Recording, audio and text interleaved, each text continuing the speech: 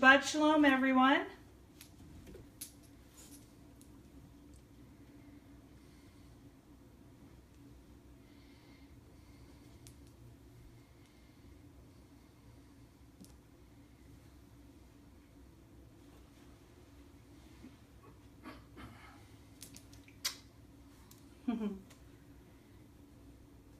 Hey, Aaron. Hey, Aaron, did you have surgery today? Did you have eye surgery today? Shabbat Shalom, everyone. Shabbat Shalom, Alicia. Hey, Diana. Shabbat Shalom. Hi, Gabby. Shabbat Shalom to you.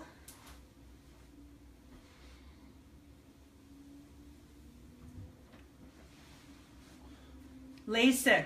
I look like a bug. Your eyes are really big. Hey, show us a picture. Post a picture of yourself on the members group so we can see you, Aaron. And be careful. Yeah, Ryan say the same thing. Pictures, please. We have to see bug face, Aaron. Hi, Sarah Bernarda. Love you, my daughter. Hey, Rob. Yay. Shabbat Shalom, Rob. Glad to have you with us. Neats is saying it's going to change your life. I know, that's what they say, right? It's a good thing.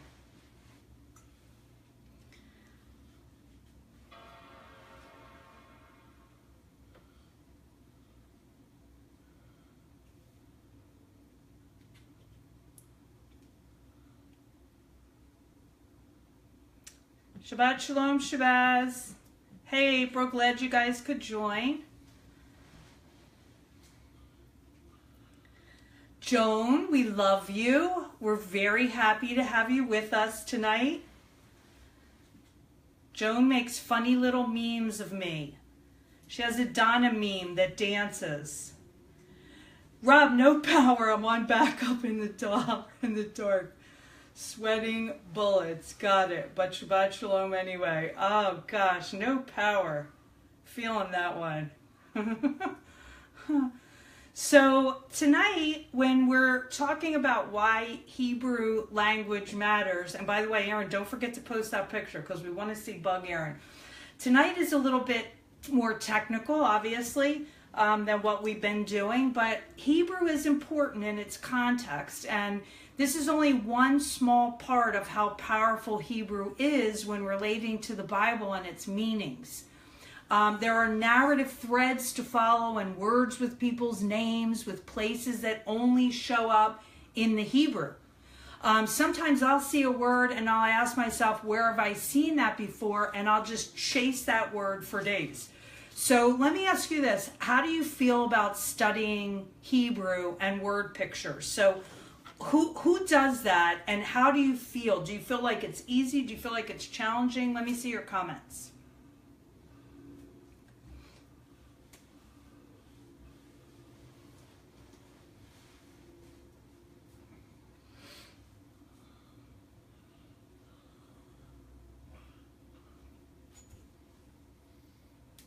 You make it easy. Good. It is pretty easy. It's not that challenging, right? Diana, how do you do? I know you've been really trying to get into the pictographs. How have you been? Hey, Lisa. I like when you explain it. Alicia, sometimes feels like I'm just guessing. Right, Alicia, and that's because of, and I know Alicia has done some work on this too, and that's because of what I said on the first teaching on the page, that different Hebrew pictographs can have different meanings depending on their context, which is very important. So one letter can have several meanings. So you kind of have to know, you kind of have to do your research on the Hebrew first and see what the Hebrew name is. And then the pictographs, when you do the research on that, that sort of illuminates it or gives us a tactile expression of it in a really cool way. Lisa, maybe we could do, says she's not very successful. Maybe we could do it sometime where we could do a teaching on it like this. But Gabby says she definitely gets a better understanding. And Diane is saying, Okay, Diana is saying it's getting better thanks to your instructions on Facebook. So on the members group, I think it was maybe last week, I posted how to look it up on studylight.org, which may help you a little bit. Many people ask me why I'm trying to be Jewish when I call Yeshua by his Hebrew name. The first letter in the name is a yod. And yod sounds like Yah in Hebrew. Many names in the Bible that begin with a yod are pronounced by English speakers. And this is because the yod is transliterated in our English Bibles to the letter J. So there's a long, sad, historical, linguistic story to that. It's a mess. I mean, it's just no good. Just like Greek practices overshadowed Hebraic biblical practice, so we see this in the names. Hebrew places with names like Yerushalayim, Jericho, and Yarden have become known to us as Jerusalem, Jericho, and Jordan. And Hebrew personal names, such as Yonah, Yeshai, and Yeshua, have become known to us as Jonah, Jesse, and Jesus. So the same scenario with the rest of the letters in Yeshua's name. We briefly looked at the Yod, but then the Shin, the Vav, the Ayin, eventually ending up with the Greek name Jesus. And then translators of English versions of the New Testament transliterated. Now, transliteration is not translation. Transliteration is when they take each letter and it's changed into the language spoken. It's a mess. The Greek transcription then, there was Latin as well, and instead of returning to the original Hebrew, Yeshua, the transliterations kept coming from the language before. Okay, so the sad story of the loss of his name may seem benign to you. You may say, well, what difference does it make if I call him Jesus? It makes no difference if you call him Jesus. But here's the thing. Hebrew names are everything. So what gets lost with a change of a Hebrew name is actually very significant because the name itself has meaning. It's almost like if you were to say, I have a white shirt on, but I want to call this shirt red, and it's white. You can call it red if you want, but the shirt is white, and you're changing the meaning of the shirt when you change its name. In the West, a child's name is often chosen for its pleasant sound, or because another family member had it. But the Jews were named after relatives, and we see this in places like Luke 1:59 through 63. However, all Hebrew names have a literal meaning. And I know the Larkins named their children for their purpose. Their names are their purpose. And that's a very Hebraic thing. Names were chosen to reveal and affirm the person's character and the person's calling. The name Yeshua means the Lord's salvation, or cry out to the Lord for help. The name Jesus means nothing. In the short version of Yahashua, it's Yeshua. Yahashua is literally Yahweh saves or turns us. In comparison, prior to being transliterated from the Hebrew Bible, the name Jesus did not exist in Greek. And through multiple translations and changes and pronunciation, a tradition of saying Jesus has obscured the meaning and power of his name, Yeshua. It has shifted his perceived message and identity from Hebrew to Greek. And we miss all of the Hebrew language connections in the Bible, which are numerous with the actual name Yeshua. So according to Matthew 1:21, let's take a look at that.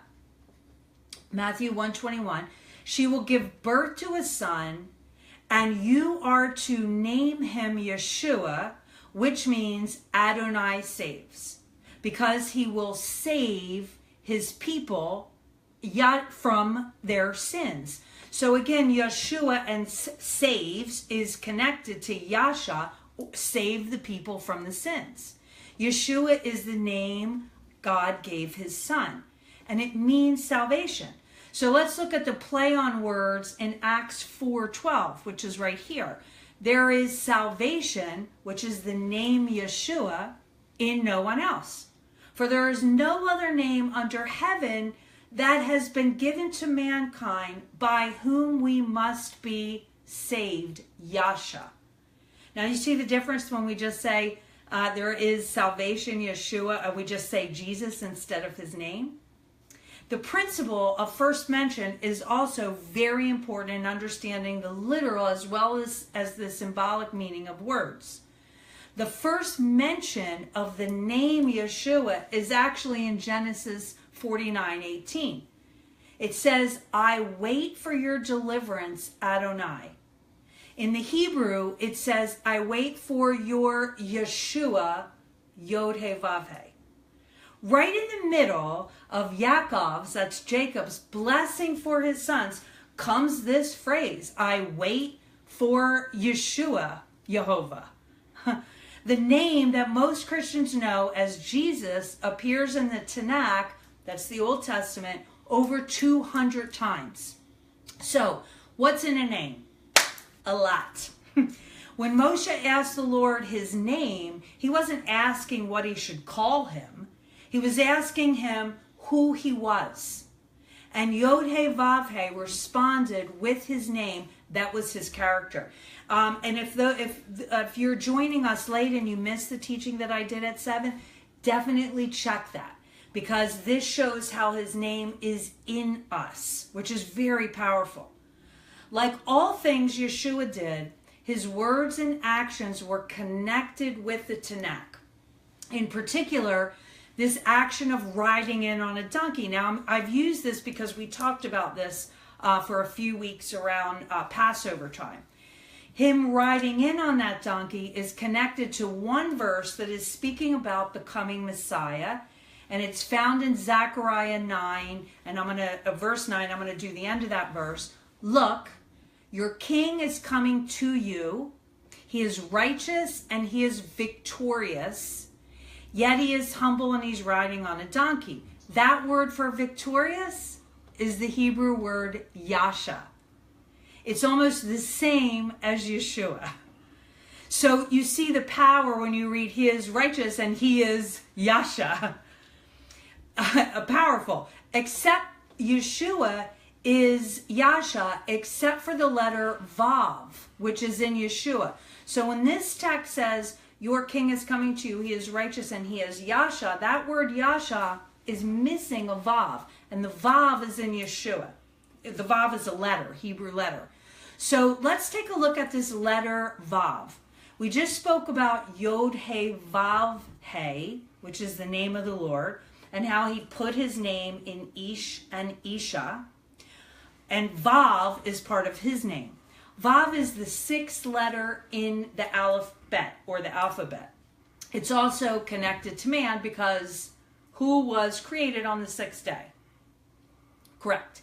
In ancient pictographs, it is a picture of a tent peg.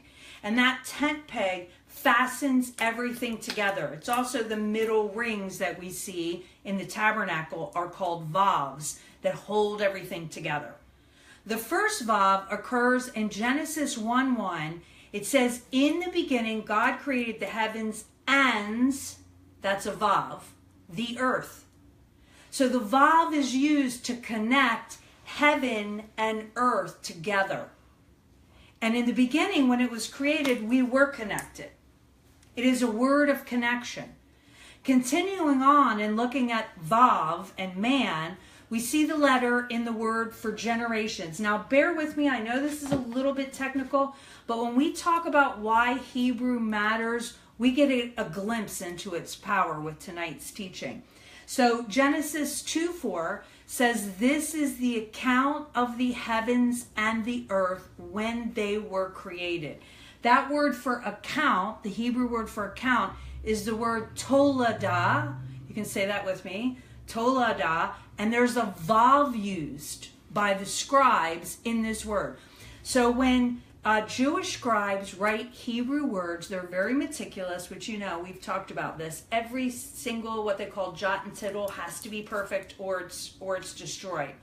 So when they wrote this verse, and when they write this verse, and they write Toledah in Hebrew, which we translated account. This is the account of the heavens and the earth when they were created. There is a vav used by the scribes in this word. This verse is speaking about the earth before the fall, before Adam's sin, before the sin, heaven and earth were connected. After the sin of Adam, listen to this because it's just amazing. After the sin of Adam, every time the word Toledah is used, and the scribes, now you can't actually see this when you look this up online because they're just interpreting and translating the word Toledah. But when you look at it in a Torah scroll that is written by a scribe, and you can look this up online, the missing vav yourself. Every time the word Toledah is used after that text we just read, it is spelled differently by scribes. In the written Hebrew scrolls, places like Genesis 5:1, after Genesis 2, after the sin, where it says, here is the genealogy, that's that word Toledah of Adam. When scribes write the Torah, it is missing the letter Vav in that word Toledah. Every time after the fall of man, when the word is written by scribes, it is misspelled. It is missing the Vav, the symbol for connection between heaven and earth is missing. And we don't get this when we read it in our English Bibles. It's why there's so much power in the Hebrew language. The Vav, the connection between heaven and earth, is lost. In the Hebrew Torah scrolls, we see this until we come to Ruth, the book of Ruth, chapter 4, verse 18. And it says this, and by the way, this is what the tav looks like right here. This is the word, this is the letter tav. It's a spike. In Ruth 4:18, it says, these are the generations of Peretz. And that is the word, generations, is the word Toledah. And when it was written by the scribes, the Vav was restored. From Genesis 2:4 to Ruth 4:18, it's intentionally misspelled until you get to the generations of the Peretz. So what is the revelation here? Where the world created by God is whole and it's perfect with Yahweh, where there's perfect connection between heaven and earth. And then with the fall of mankind, we lose that connection. All the generations, Toledah, loses that true connection, which is why the scribes write it with the missing vavs, the letter of connection. And then in the line of Perez, in the book of Ruth, we see the vav out of nowhere appear again. The name Peretz means breach or to break through. That's the meaning of it, to break through. Now, I know you probably are going to have a hard time seeing this. It's a family lineage. I'm going to put it up a little closer for you. It's a family lineage. Now, for those of you who remember the story of Tamar and Judah, it's an awesome story. It's a story of a woman who was marginalized and forgotten and did whatever she had to do to survive. And it was also a story of her father-in-law who walked away from his responsibility, but later repented and took responsibility. And so out of that union were two sons, and one of them was named Peretz. And when we read about Peretz, that in the genealogy, that's when we see the Vav, the connection, is restored. What was God telling us with this? Does anyone know where I'm going with this? From Peretz, it's Boaz, it's Ruth, it's Jesse, it's King David, it's Solomon, it's Joseph and Miriam, and then it's Yeshua. The lineage would re-establish or vav the connection using a man. Again, vav is the number for man, 6. A connection between heaven and earth is seen in the creation story of the first Adam story and the second Adam, which is Yeshua, the Messiah, who would come to restore the world. The vav was there in the beginning. It was missing after the sin, and it returns when the line of the Messiah comes into view. And you only see that in Hebrew. It's so amazing. John 14:6 says, I am the way, this is Yeshua saying this about himself, the truth and the life. No man comes to the Father apart from me.